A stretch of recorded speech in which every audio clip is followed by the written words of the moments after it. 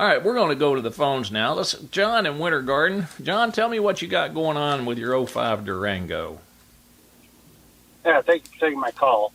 What I have is a 2005 Dodge Durango, and I put a new alternator in it and a new battery in it. Well, it will sit for maybe a day and a half, and the battery will be totally dead. And I can't figure it out. And what's interesting is this is my daughter's vehicle at college, and she could walk away from the vehicle for about 30, 40 yards, and the alarm would start going off. So I don't know if the truck's haunted or what it is. Now the alarm thing, I'm going to have to really kind of stick my neck out with that one. But you know, when you have one that's pulling voltage out of a battery at that rate, we call that a parasitic draw. It's just an excessive draw on the battery itself. John, let me ask you this: did you have this issue before you replaced this alternator? Well, that was my first step. The alternator was bad. And no, I did not. I put an alternator in, and then the battery was bad. So then I put a new battery in, and now it just won't.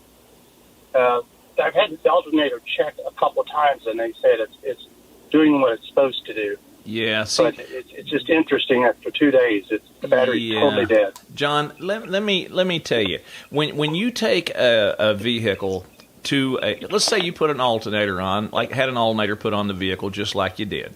All right, then all of a sudden you've got this battery drain. Well, when you take it back to a parts store or whatever, they're going to check that alternator to see if it's charging, correct?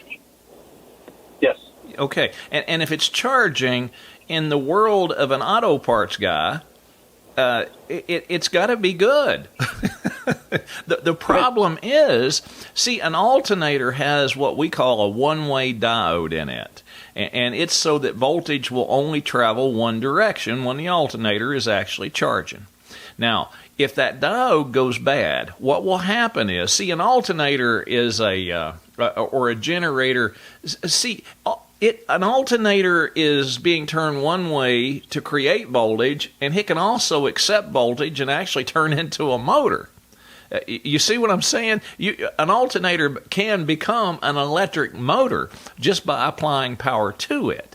And if that was the case, see, it would draw voltage.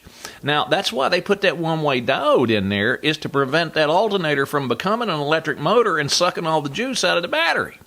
Now, if that diode is bad, you know, it's going to charge fine when it's running, but it's not going to stop from pulling the voltage out of the battery. It's wanting to be a big motor, so we got to stop that. And the only way you're going to stop it is to probably put another alternator on it.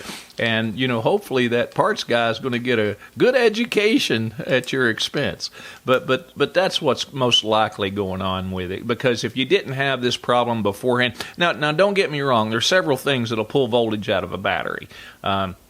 Your fuse and relay center, there's micro relays in there that'll pull a battery down overnight. Instrument cluster, oh gosh, that thing can be public enemy number one as far as pulling voltage out of a battery. But in your case, if it looks like a duck and walks like a duck and you didn't have the problem before the alternator was replaced, I'm going to go probably with an alternator, John. Let's stick one on there. Let's see how that helps you out, and then give us a holler back and let us know if that helped you, all right? Thank you so much for your help. You're certainly welcome.